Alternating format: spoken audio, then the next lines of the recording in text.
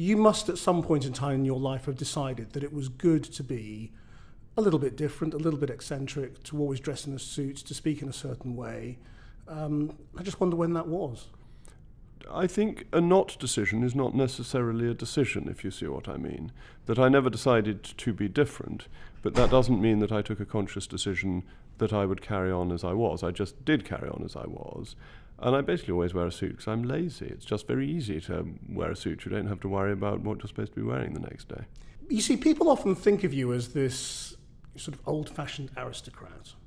And you're not an aristocrat, I'm not, no. My family have been living in Somerset for a very long time as farmers and businessmen. So how much of your politics comes from your father, who was editor of the Times? Oh, a great deal of my politics comes from my father. He was a very important influence in my life growing up and in my political career. To what extent? I mean, because we all, a lot of us sort of absorb the politics of our parents and sort of, often end up rejecting it. You sort of took it on, if anything. Well, politics was a major part of family discussion. It was something my father was often talking about. My father had a very, to my mind, attractive view of the world. He thought that the individual was very important. He believed in what you might call our ancient liberties and thought that they were worth protecting. He was very influenced by John Locke, and in this sense he was slightly more of a Whig than an old-fashioned Tory. He also was interested in ideas, which perhaps is safer territory for a journalist sometimes than a politician. And he recognized that as a journalist, his job, every time he wrote a column, was to be interesting and therefore to be in a position to provoke and encourage discussion. And that led to a very interesting upbringing because we were always discussing whatever the political issue of the day was, and to think it through and be willing to come to the conclusion that actually what you thought a year before was wrong this year. I mean, you must have spent your childhood meeting politicians. Oh, and yes. Talking to them as well, because they would have been in and out of the house with your dad because of his position. That's absolutely right, yes. Who did you admire then as a very young child? I became a great admirer of Margaret Thatcher's in the 1979 election, so I wasn't very, very young. So you were 10 years old? I was 10, yeah. Yes. And my admiration for her continued and still does continue. Why? I mean, it's quite surprising, isn't it, for a 10-year-old to admire Margaret Thatcher? Well, she was very clear in what she thought, and she was on the side of the individual against the state. Whether I thought this through as carefully as that, I don't know, but you have to remember you do remember how badly things were going wrong in 1979 with the strikes, with things not being open, with placards abandoned around the street and all of that, and that she had a clear idea of how to improve things. How privileged did you feel as a child? I mean, you may not have been aristocratic, but you were wealthy. That's always a very hard question to look back on and answer directly, because you don't know as a child how other people live very directly. So it depends at what age. When you're 5, 6, 7, you assume that everybody lives like you, that everybody's father is the editor of the Times or whatever it happens to be. It's only as you get older that you realize the great good fortune that you have had. And so I probably realized that when I was a little bit older, but it would be hard to put a specific age on it. The realization that actually other people lead very different lives, and that I was very fortunate in the life that I led. But by the time that you were sort of 9 and 10 and becoming interested in conservative politics and Margaret Thatcher, I mean, do you think you knew then? I'm sure I realised by 10 or 11. And how did that change the way you thought of your politics? I mean, that you were better off than most people. Well, again, it's hard to say specifically because one's ideas evolve over time, and it's very easy to apply retrospectively what I know now to what I was thinking as a 9 and 10-year-old. And I probably didn't overthink it at that age. I'm sure I didn't overthink it at that age. But the lesson at that point was very clear that whatever the Labour Party said, people's lives were getting worse, that there was a real problem in the country in the late 70s, and that Margaret Thatcher had a programme for making that better and making everybody in the country better off. And I can now analyse it in much more clear political terms and give a better explanation of it, but I think that simple truth was what underlay what I was thinking. And so when did the thought of running the country pop up in your mind? Well, I've never had the thought of running the country and still don't. Well, you must have it to some degree if you're a politician. Well, being a Member of Parliament. When did I want to become a Member of Parliament? Again, it's difficult to be specific about it. I know that by the time I'd got to Oxford, I was interested in going into politics and becoming a Member of Parliament. But I'm not sure that I at that point knew precisely how you became a Member of Parliament. I was a member of the Conservative Party and I was active in student politics. It's different to think, wouldn't it be an interesting thing to do to become a Member of Parliament, an important thing to do, to working out how you actually apply for it, what the steps you need to take are. But did you dream of changing the world? I'm very interested in policy development and how the nation's future can be improved by changing policy. That is, if that's dreaming of changing the world, then yes, I think it's very important to be interested in the policies that will determine how the country is governed and can improve the standard of living of the British people. And what did your father say to you as a boy when you would talk about these things? Would he say, well, you can do it, you can go and change the world, you can make the world a better place? My father was always a great supporter of whatever his children wanted to do, and I'm one of five, and we're doing very different things, but whatever we wanted to do, my father was always enormously supportive. And therefore, yes, he very much encouraged all of his children to have strong views and to be willing to express them. What would be wrong with you saying, yes, I want to run things? There would be nothing wrong with my saying that if that were the actual case. But I'm very happy doing what I'm doing. I think want to is the wrong word. I don't think people... I think if you look at Theresa May as an example of somebody in the job of Prime Minister, she does it because she has a clear sense of duty. And I think that's the right way to come to it, rather than thinking that this is something that I want and must conspire to get. So if it were thrust upon you, is that what you mean? But nobody's going to thrust it upon me. Well, they might, actually, because lots of people want you to lead the Conservative Party and become Prime Minister. So, I mean, it's perfectly possible that it could be thrust upon you in some way. In the old way that the Speaker was dragged to the chair. But no, I think this is simply improbable, and that people will want somebody who has had high ministerial office in the eventuality that Theresa May decides she's done it for long enough. The issue really is, where do you have the ability to influence things in politics? How do you get the policies that you want adopted? And I think in truth there are a number of different ways of doing that. Obviously the leader of a party, a Prime Minister, has a very powerful position in getting policies adopted. But there are other ways of doing it, and one of the ways is to be involved in the debate and the argument, and to win the argument. It's not all about numbers. There's an important part that is about numbers, making sure you've got the support for the policies that you believe in, but it's also about ensuring that you win the intellectual argument.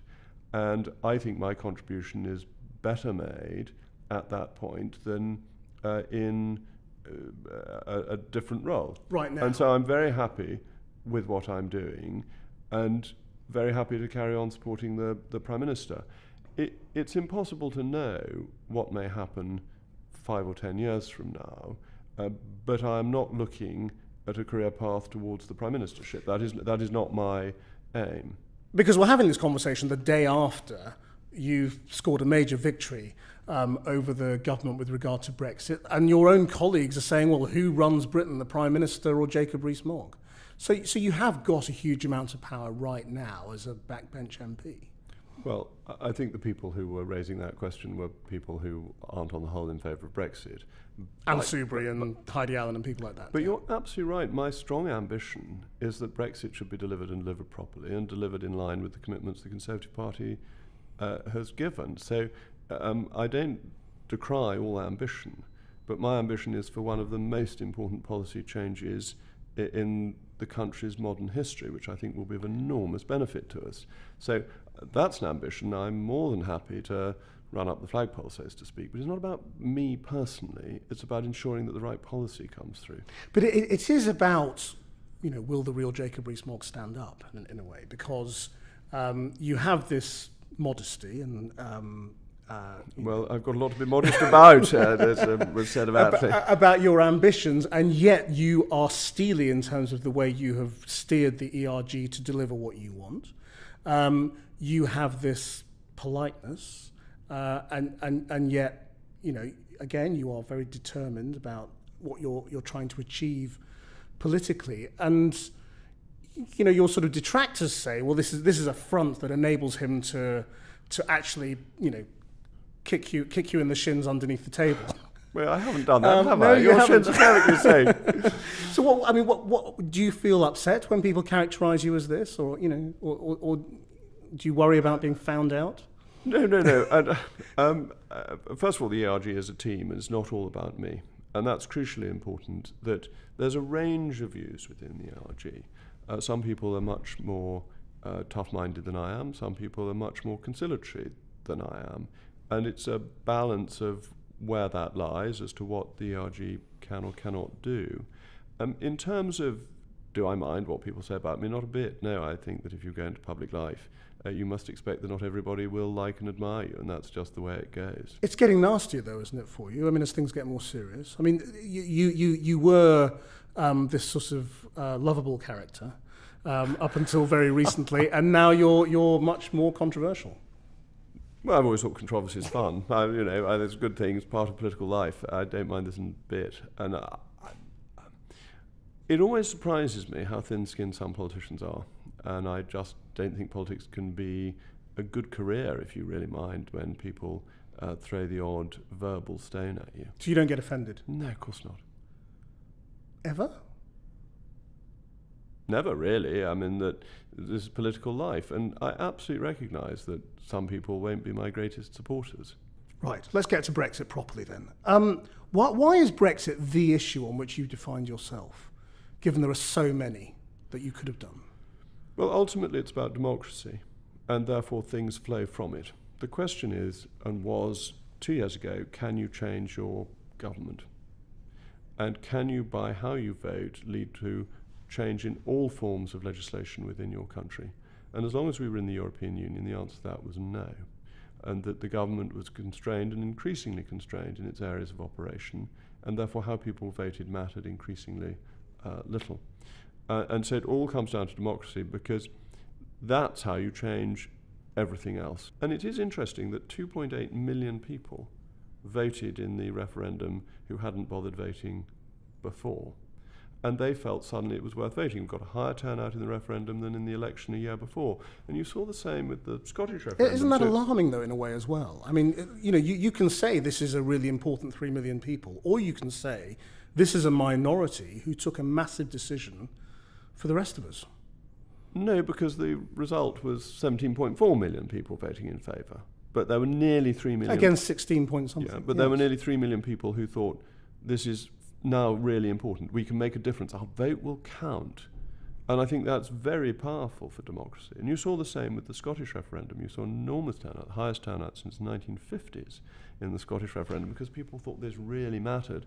And I've always felt that with election turnouts, it's the question of whether the politicians can inspire the electorate, not whether or not the electorate can't be bothered to vote. But it's interesting, given you said everything about going to Fife as a young candidate. You see people struggling with their health, with their income, with their children, with the elderly parents, and all those sorts of things, often struggling to put food on the table still in this country. Yet, as an issue to take on for yourself, you took on this big question of sovereignty and Europe. But you mentioned food.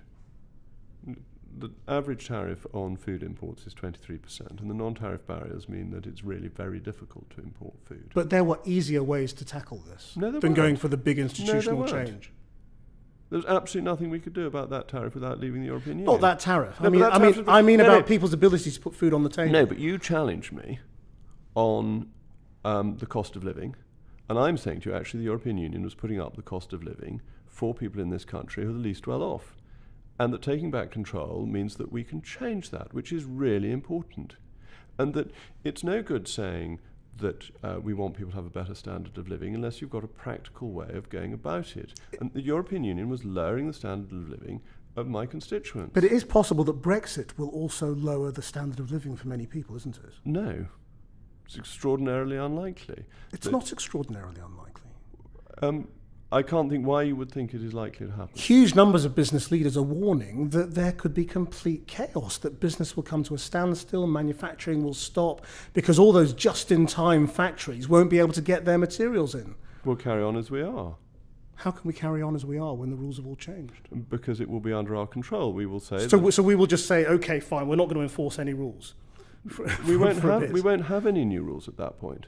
The whole point of the withdrawal bill is that the rules will be the same the day after we've left as they are the day before we've left, and that therefore we will be completely entitled and secure in saying that goods produced in Germany that were safe on the 29th of March are safe on the 30th of March. You see, this is where Project Fear has got quite hysterical. The idea that we will close our borders as a voluntary act of self-harm. Not close our borders, but we'll suddenly have a border. We'll suddenly have a hard border in Northern Ireland. We'll suddenly have a hard border at Dover, where it's our responsibility to check things. Who is imposing this? We'll have to decide not to, is my point. You know. No, I think it's the other way around. We'd have to decide to. We would have to decide to do acts of self-harm. And Mr. Varadkar is not going to build a wall between the Republic of Ireland and Northern Ireland. What about the other way? What about traffic going the other way? Do you think the European Union will just decide not to enforce anything or not to bring in any checks? The EU has said it will not impose a hard border in Ireland. It's made that clear. The checks they impose on goods going to the European Union will have to be in line with WTO standards. And that's how we trade with the whole of the rest of the world. But they will want to check, won't they? Well, that'll be a matter for them. So there will be chaos at the border going one way at the very least. But that's going to be a matter for the European Union. But what you were saying was hold on, you said manufacturing would grind to a halt. But it won't, because we will be able to carry on importing goods. We'll be able to carry on with just-in-time deliveries. Well, it's not the view of most big manufacturing bosses in Britain. Just-in-time deliveries come through Southampton from the rest of the world. It's perfectly possible to have just-in-time deliveries in non-EU trade. And poor old Airbus got rather caught out. It was admitted by somebody speaking anonymously from the company that they'd come out in support of the government's policy because they'd expected to get a big chunk of business from the Ministry of Defence. Then they didn't get it and they were furious. It's not just Airbus, though. It's huge numbers of big manufacturers. The CBI were in last week saying, look, there are loads of people like Airbus. They're too scared to come forward because they're worried about losing business. But there are lots of people who think The CBI said the same would happen if we didn't join the euro. The CBI's track record on this is dreadful. So you just don't believe them? I don't believe the CBI. The EU funded CBI. I think people who are against Brexit see all sorts of potential bogeymen that are fanciful. How sure are you? Do you ever worry that you might just be wrong? It is always possible that anybody could be wrong. Have you ever been wrong before? Of course I've been wrong on things. Yet you seem very, very sure of this. Well, I think you need to work it through logically and see what the likely risks are. You are in the minority, though. I mean, when it comes to the voice of business, the majority of them think that a cliff-edge Brexit, a hard Brexit, would be very bad for Britain. There are a lot of business voices that have backed leaving. There was Business for Britain. Not nearly as many, though. I mean, it is a minority, isn't it? Well, I don't think it depends what type of businesses you're looking at. I think you often see that established vested interests want things to stay as they are. You can call them vested interests. Yeah, I will call them vested interests. In a pejorative way. But they're, at the end of the day, they're businesses, and they're the people who employ people in Britain. But it's really and they're interesting good, how the people who seem to welcome Brexit are the entrepreneurs, people who've set up their own businesses. And why is that? Well, I think it's because the EU is not a very competitive-based organisation. And Airbus is a great example because it's had enormous government subsidies from EU nations. And therefore, of course, it wants the current setup. It's very heavily dependent upon it. But there are thousands of jobs in Britain that depend on it. So you can attack Airbus, but at the end of the day, they are massive employers. Yes. And their supply chain is hugely significant as well. So it's tens of thousands of jobs. And so where's Airbus going to make its wings? Well, it might, wherever it wants. I mean, I don't know, but it doesn't matter. The point is it might not be here anymore. This would be billions of pounds worth of investment. And they've said they'll need to And look at it's it. threatened the same before. Said it over the euro. But it's not just business and the CBI. It's Theresa May and Philip Hammond. Are they all just making this up? Well, it's very interesting. The Chequers arrangement was entirely backed by people who backed Remain 2 years ago, and opposed during the discussions by people who had been in favour of leave. And so you did have the old arguments being rehashed. It says something about your view of your political colleagues that you think they will just say something that isn't true. I mean, do you think they're just making this up? No. Including the Prime Minister? No. I think... Who you support? I do indeed. But I think they believe these arguments to be correct, and I think that the evidence shows that they are not correct. It's really interesting to look at what Andy... But you think their judgment is wrong? What Andy Haldane has been saying about economic forecasting, he made a very good speech from about 18 months ago on the difficulties of economic forecasting and where it goes wrong and how hard it is for economic forecasting to see turning points. And I think there is an issue with this, that leaving the European Union is a major turning point and is the point at which economic forecasting is at its weakest. If you're wrong and the economy does take a hit next year, what will you do? I mean, will you feel honour bound to resign? What can I resign from? I mean, I'm as an MP. backbench member of Parliament. This will be a choice for the electorate. The electorate ultimately will be the judge of this and will decide whether Brexit has been a success or a failure. But you're a man of honour and duty. I mean, would you feel that there was something incumbent upon you rather than leave it to voters? We've just discussed that I may not know for years to come whether it is... well, we'll know by the end of next year whether the economy's taken a downturn. I mean... Well, but you're getting into really complex areas there, as you know perfectly well. I mean, I'm just talking about simple things like GDP and employment. I mean, if those things go down next year, you'll be wrong. Not necessarily. Well, you said there wouldn't be a problem. Caused by Brexit. But there are still... maybe because of something else. But what happens if there's a coup in China and the Chinese economy completely collapses? That won't be the fault of Brexit. So it's not as simple as you're saying. All things being equal, we will know roughly whether there's been a Middle East crisis or a Chinese coup. Let's assume there hasn't been a Chinese coup. Okay, but we discussed 5 minutes ago that all things aren't equal. Well, if you're saying, you could get to next year and you get to the end of March and then things go like that and there's something else that happened in March that you could blame it on. I think leaving the European Union is going to be the greatest opportunity economically for this country. And I'm asking you, what if you're wrong? What would be the consequence if you're wrong? Well, I've accepted that anybody can be wrong. Yeah. Why won't you say it, though? I mean, you don't think you're wrong, so why don't you say, if I'm wrong, I'll resign? Because you're proposing a very simple question on a very complex set of circumstances. You're making other things being equal argument when we discussed earlier that other things never We will broadly equal. know whether the cause of the economic downturn is Brexit or not. We will know at some point, yes, of course we will, but it's a question of timescale. And so how long have you got? We won't know the full economic consequences for a very long time. Come on. We really won't.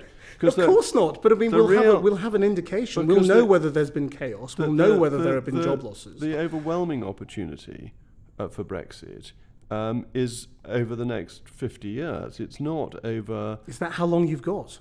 No, I'll be dead by then. I'm not anticipating living to 99, which is what I will be in 50 years' time. Really? Well, you probably will. Well, we shall see. Time will tell. I doubt I will still be a member of Parliament, but nothing's impossible. It's very interesting that you don't seem to be prepared to put your own future on the line when you're prepared to put everybody else's futures on the line. As an elected member of Parliament, your future is on the line at every election. I shall have a great responsibility. But the advantages of Brexit, I happen to think, will come through relatively quickly. That what the government ought to do on day one, on the day we leave, is remove all tariffs on any goods that we don't produce. An immediate cut in costs to people's budgets. That would be a fantastic Brexit dividend on day one. will the government do that? How much would it cost? Oh, the cost would be negligible. What would we lose in tariffs? Because the tariffs that we raise are, about £3 billion a year, and those go to the European Union in the first place. Other than 20% we keep for our cost of collection. So this is, on day one, no direct cost to us, and most of the high tariffs on goods that we don't produce mean that none of those goods come in. So what else are you saying the government should do straight away? I'm saying on day one, you say any goods we don't produce in this country to any scale, we are removing all of the tariff. And that suddenly cuts the cost of goods for people. So you can do things, and you see this perhaps ties into your question. It slightly depends how the government responds, which will not be under my control. Well, if the government does really exciting and positive things, then there's a great opportunity. Then Brexit will do extremely well. There is an alternative that the government decides, which I think would be utter madness, and I don't see the government doing it, to put the common external tariff on European goods, which would be very harmful. Just to come back to what I was saying before about your lack of trust in the judgment of people in government. If you think Theresa May and Philip Hammond are so wrong about Brexit in their judgment, why should we think that they're right about anything else? I think the Prime Minister's judgment on Brexit is wrong. Is not one that I share. She has concerns that I don't have, and that has become the view of her cabinet. I think the Chancellor has been. But these are not matters of principle. These are matters of economic judgment. You just think she's got the economics wrong. And if she's got the economics wrong on that, then how do we know? Why do you think she's right about anything else? Well, I think people can be wrong in one area and right on lots of other areas. This is the big one, isn't it? This is the most important political thing in your lifetime. This is more than my lifetime. I mean, I think that the Brexit decision is one of the fundamental decisions in the British Constitution's history, and that people will look back on this in decades to come and will see what a remarkable change in our constitutional settlement it has been, and that in a way is the great issue, is the constitutional effect, the taking back of control, and the complication, I suppose, between the fear that they have in the Treasury about short-term economic consequences and the long-term opportunity for the country if we get economic policy making right once we've left. I happen to disagree with them on the short-term consequences. I think they've concentrated too little on the long-term consequences. Who would you like to see running the country, if not you? I'm supporting Theresa May. I haven't... A woman who you think is wrong about the biggest issue for hundreds of years. Well, the party decided to support her as leader 2 years ago because they thought that it would be helpful for the country to have somebody who had backed Remain and then decided to accept the Leave result. I think that has a logic to it. Do you not find it frustrating that our system of party politics means that you can't give me an honest answer to this? Because if you do, there'll be all sorts of headlines about Jacob Rees-Mogg plotting against Theresa May. It's a shame, isn't it? I'm not supporting anybody other than Mrs. May. If I asked you the question that Donald Trump answered, I mean, do you think Boris Johnson would make a great Prime Minister? Yes, he would be. Yes, of course I could say that. I backed Boris Johnson in the leadership campaign 2 years ago because I thought he would be a great Prime Minister. And do you still think he'd be a great Prime Minister? I think Boris is absolutely terrific. But I think the Conservative Party is very fortunate that it has a vast number of very able people who would make wonderful Prime Ministers. Would you ever stand against Boris? We've tried discussing that before. It's a straight question, yes or no? Would you stand against him? There isn't an election. I'm not advocating a particular candidate. I'm just saying that there are lots of able people within the party. But if he were to stand, I'm asking you, would you stand? Or would you throw your weight behind him, as you did before? We haven't reached a leadership contest. The Prime Minister has the support of the party. Don't you think this is what's wrong with politics, though? You can't give me a straight answer to that question. You're asking me questions about things that are entirely speculative. All politics is speculative. It's all about what's going to happen in the future. That's all speculation. But I can't predict these things. I've already said that I think I am not a candidate for the leadership of the Conservative Party. But what you're trying to get me to say is that I'm supporting Boris as opposed to Theresa May, which is not the case. I'm supporting the Prime Minister. She has my support. I'm not trying to get a new person to take over from her. I'm not conspiring to do that. I'm not interested in doing that. I wasn't asking you that, actually. I was asking you whether you think you'd be better than Boris. Boris is a former Foreign Secretary. Boris has been a Mayor of London. Boris is obviously more qualified to do it. Can we talk about how Brexit was delivered? Do you think immigration was used at all as a dog whistle issue to appeal to racists to vote for Brexit? I hope not. There were two campaigns, as you know. There was Vote Leave and Leave.eu. And you had close links with UKIP before. I mean, you suggested a link-up, didn't you? I suggested the coalition, and I know Nigel Farage, but I wasn't linked to the Leave.eu campaign. I think the issue was taking back control, and in the very many public meetings I did, that was what I found people were concerned about. And I think the immigration question is very interesting in this context, because when recently it was suggested we shouldn't allow in 1,000 doctors, everybody said, no, that's completely ridiculous, that we need 1,000 doctors. And it's about that sense of control, not either numbers or even particularly the European Union. And that was the impression I got at the meetings I addressed. Can I speak for other people? No, I can't. But do you think something was unleashed, is the question? You know, that there was a nastiness, there was an undercurrent within that immigration argument that made even people like me feel a little unwelcome for a while. Second-generation immigrants, you know, we encountered racial abuse for the first time in decades.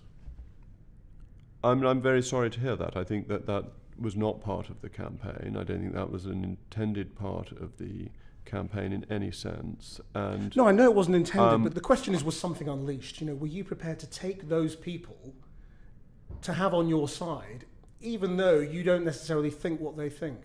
No, I'm not in the least bit interested in having the support of racists. Do you think that was the Vote Leave position as well? I'm sure. And the Leave.eu position? I mean, you must ask them, because... What about that Nigel Farage poster with all the refugees? What did you think of that? I think the posters were unsuitable for a campaign. Do you think they were racist? I think they were unpleasant. I think... You see, one of the reasons I want to leave the EU is that I would still like to take more Syrian refugees. But it's about control. And I think people fleeing in fear of their lives deserve a higher priority than what you may want to call economic migrants. I don't think being an economic migrant is not a noble thing to do. I think it is, actually. I think it's a very understandable thing to do, and that people who move around the world to improve their standard of living and that of their families are doing something that Conservatives should welcome and admire. I think it's a very Conservative thing to do. But that wasn't the tone of the immigration debate, was it? The tone was economic migrants come here to sponge. Which they don't. They come here to work very hard. I said this in countless debates during the referendum and since, that we ought to have the greatest admiration for people who are willing to up sticks, move hundreds of miles to a country where they do not speak the language, work hard, send money back to the families from whom they very often separated themselves, to give their families a better start in life and a better standard of living. I know that's what you said. There's also a question, though, of who else you deal with. I mean, you had links to Nigel Farage, you met Steve Bannon, you went to that dinner with the Traditional Britain group that was very controversial. One or two of those people turned out to be absolutely revolting. I had no idea about that. I had a call the day before the dinner to say allegations had been made about them years ago, and I couldn't find any information on these allegations. I spoke to Central Office, who knew nothing about the organisation. Why didn't you listen to the warnings from Searchlight? Had you not heard of Searchlight? I mean, they're a very well-known organisation. I just got it wrong. Yeah. I just got it wrong. And, I'd accepted an invitation. They had sold out.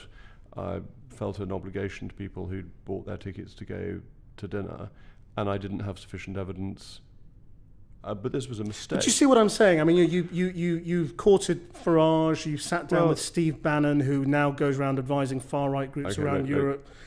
You know, people might say, well, you know, yes, Jacob Rees-Mogg says very honourable things about immigration, but if you look at the people he deals with, they're not as pleasant. In terms of meeting Steve Bannon, I've met the Russian ambassador, and his country goes around killing people in the United Kingdom. I mean, if you are in political life, you meet other political figures. That's just the way it is, and it's interesting to meet other political figures and to hear what they've got to say.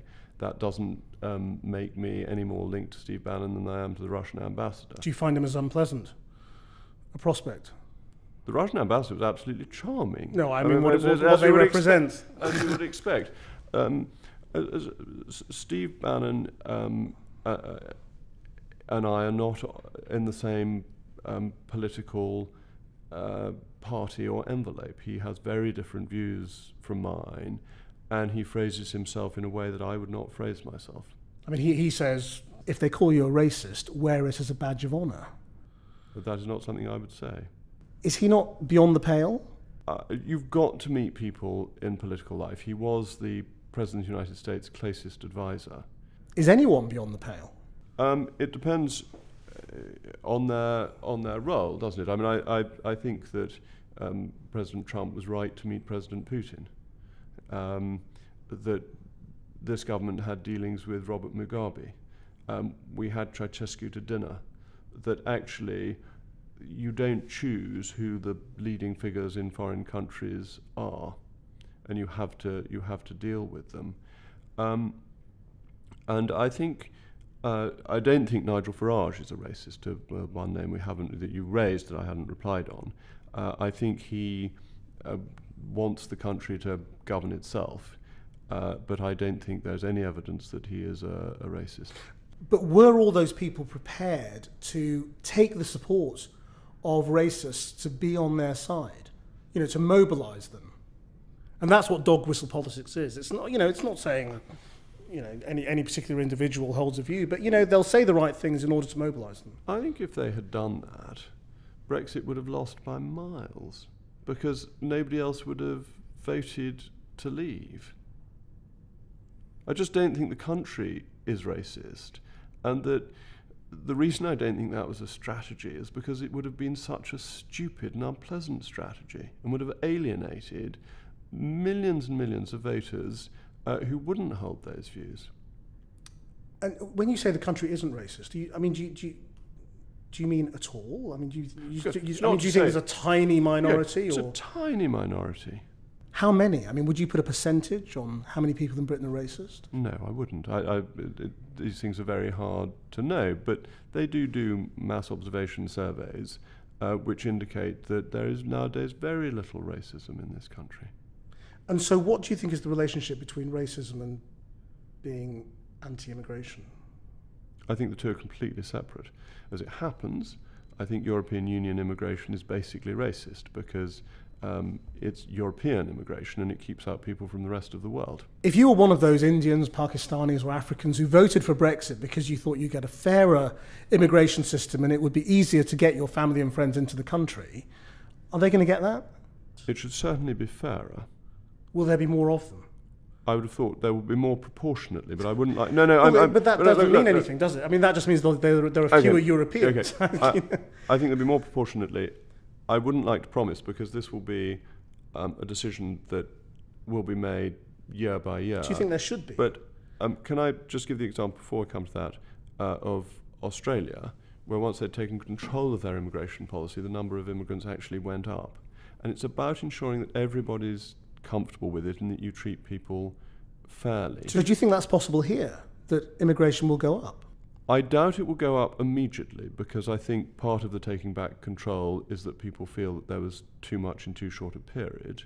But I think control over the longer term ought to lead to a more friendly system of immigration policy.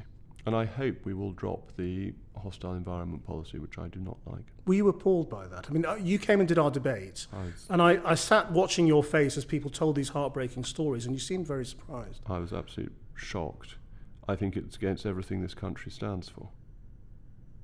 See, I think very, very strongly that anybody who has a British passport is as British as I am. It's not a question of whether you were born here or whether your family's lived here forever. You're a British citizen, and you are entitled to all the rights and respects of a British citizen the moment you've got that passport, and all the protections that brings, and all the freedoms that brings. And one of our great freedoms is that when we're going about our lawful business, we don't have to prove to anybody else or an agent of the state who we are. That's one of our most precious freedoms. And the idea that people from immigrant communities were treated as if they had to prove who they were, I thought was disgraceful. I haven't really talked about morality in this interview because it's probably another programme, but you are famously driven by your Catholic faith. You're anti-abortion, you were anti-gay marriage. If you were in power, are these things that you would want to legislate about, or would you see it as your duty to deliver what you think the majority want? I would not legislate for these things because they are a free vote, and rightly so. Rightly, I come under no pressure to follow a party line on these issues, and I would not wish to apply a party line to others, but I think you need to accept what society, well, accept is the wrong word. You want the church to preach what its view is. You hope that people may accept that, but you can't legislate for it effectively. You seek to persuade. You seek to persuade, but not by law, not by imposition, not by penalties, because the history of moral legislation is that it's simply ineffective. But you don't go seeking to persuade on these issues, do you? No, I leave that to the clergy, but they have my support in doing that. But no, I'm a secular politician, and my job really is to discuss income tax rather than to discuss morality. Has your morality shifted at all? I mean, are your views on homosexuality different now to how they were 20 years ago? Well, the teaching of the church is very constant. I very much like the approach Pope Francis takes in reminding us all that God is a merciful God, and that God's mercy is infinite, and that is something with which all one's moral judgments should be strongly tempered. Do you think homosexuality is a sin? It's not about what you think, I know. It's the teaching of the church. So you believe it is what I mean. The teaching of the church is it's in the Catechism, but what Pope Francis said is that it's not for me to judge, and if it's not for him to judge, it's clearly not for me to judge. So it's not for me to judge other people, but people can read the Catholic Catechism, and they will then know in their own lives what is and is not sinful. Do you have gay friends? I don't ask my friends about their private lives. That's a matter for them. And I'm not trying to avoid your question, but I don't categorize my friends. I don't try and tick a box with friends to try and... No, but you know whether your friends are black, white or blue, Conservative or Labour. I've got a wide range of friends. I've got a wide range of friends, but as I say, I don't judge my friends, and therefore I don't sort of categorize them. I ask all my guests on this programme what they think their most controversial or difficult to deliver way of changing the world is. Do you have one? So many of my views are controversial and difficult that it's an almost endless list. Look, if you'd asked me 5 years ago, it would have been Brexit. And that's now coming to fruition. I think one deeply controversial and difficult to deliver view is perhaps sufficient. And if you deliver it, or if you help to deliver it, can you imagine any point in staying in politics after that? I mean, once you do something so immense, isn't that it? I mean, doesn't everything else pale into insignificance? That's a very good question. Should I retire to Somerset and at this time of year spend more time deadheading the races? Is it tempting? It is. Somerset is such a wonderful place to be. It's always tempting to from childhood. On Sunday evenings, I found it difficult to drag myself back from Somerset to London. One always prefers to stay in Somerset, and there's no greater excitement than driving back down to Somerset for the weekend. Even if as an MP it's a working weekend, nonetheless there is a draw and attraction of a busy life that means that I probably wouldn't want to do it indefinitely. Jacob Rees Mogg, thank you very much indeed. Thank you.